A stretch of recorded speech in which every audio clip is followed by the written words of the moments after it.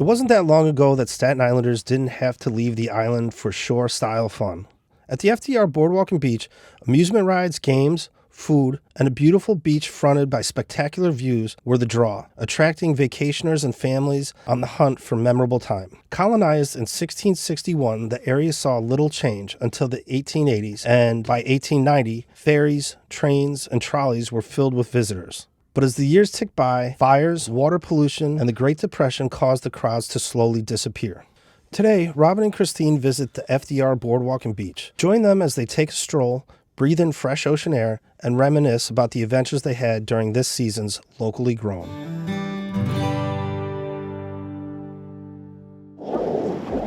Welcome to another episode of Locally Grown. I'm Robin Lefkowitz from Northfield Bank. And I'm Christine Dehart from Salmon Real Estate. And we are going to be exploring this awesome boardwalk that we call the Boardwalk. Located on the Atlantic Ocean, it's one of New York City's 4 spacious beachfront areas. The 2.5-mile boardwalk and beach runs southeast from Fort Wadsworth to Miller Field's Gateway Recreational Area and parallel to Father Capodanno Boulevard. For many, the area was a terrific alternative to traveling to New Jersey. Right, but sadly, it's not that, and it was due to pollution, fires, the Great Depression, and it really ended the tourism and all of the awesome entertainment venues that were happening here, and it basically went into disrepair. That's how it got the name of the Franklin Delano Roosevelt Boardwalk, because he was the one that provided the funds to renovate this whole boardwalk and make it back to where you can at least come. And you see, as we're walking around, there are a lot of people walking, riding bikes, and running. In 1935, the city of New York acquired the property, and it underwent renovations performed by President Franklin Delano Roosevelt's Works Progress Administration. Improvements include removing music halls, carousels, and shooting galleries, all of which were deteriorating and beyond saving.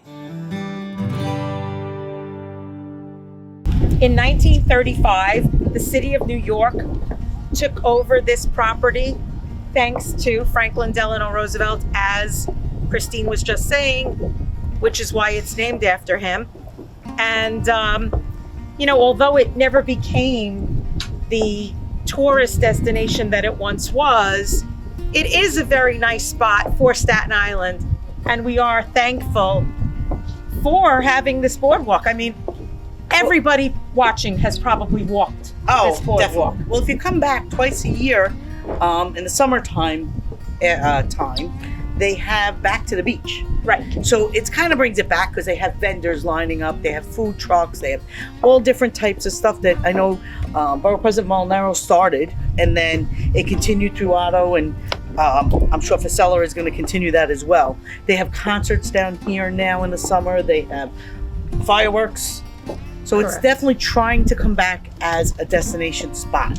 Maybe not quite what we had, but something where you could take your kids and spend a night down here hanging out, doing some things, watching some fireworks for relatively low cost. So fun fact, because we know I love my fun facts. Love fun facts. If you are on the Verrazano Bridge at night and you look in this direction, do you know what you see in the lights?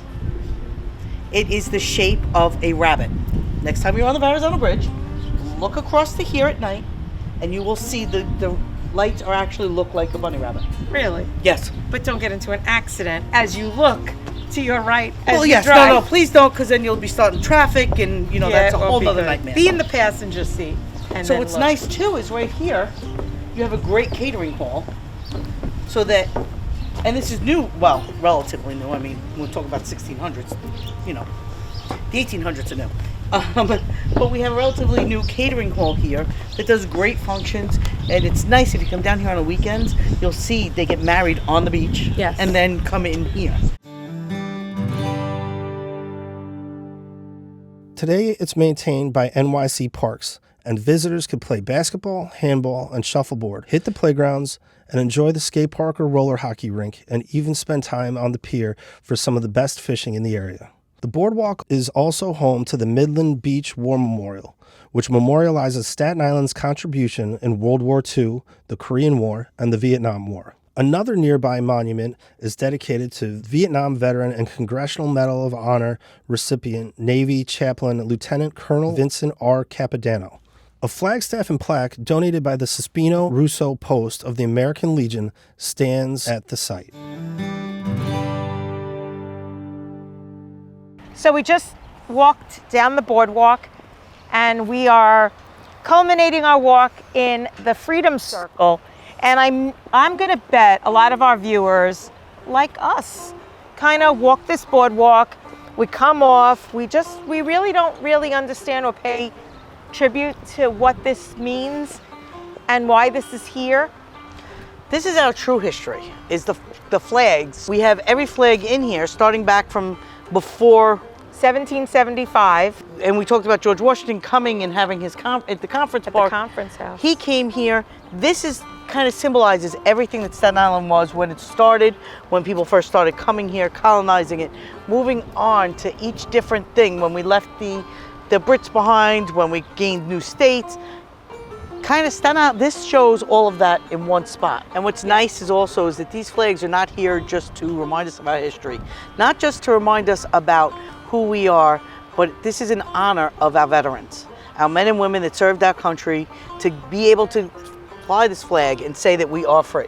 And right now, I think especially right now, it's so important that we talk to our veterans and we remember the sacrifices they made. You know, working with the veterans, I know you do a lot of volunteer work with the veterans. There's so much that they have given and we have not given back, and we don't help take care of them. Don't forget to visit the amazing Fountain of the Dolphins. This sculpture was donated by the Staten Island Borough President's Office and sculpted by Stephen Dickey in 1998. It includes 6 bronze dolphin figures and wave-shaped rails and water jets emitting green, blue, and white lights. I think it's time to say goodbye to this season of Locally Grown. I'm Robin Lefkowitz from Northfield Bank. I'm Christine Dehart from Salmon Real Estate. And thank you for tuning in to Locally Grown.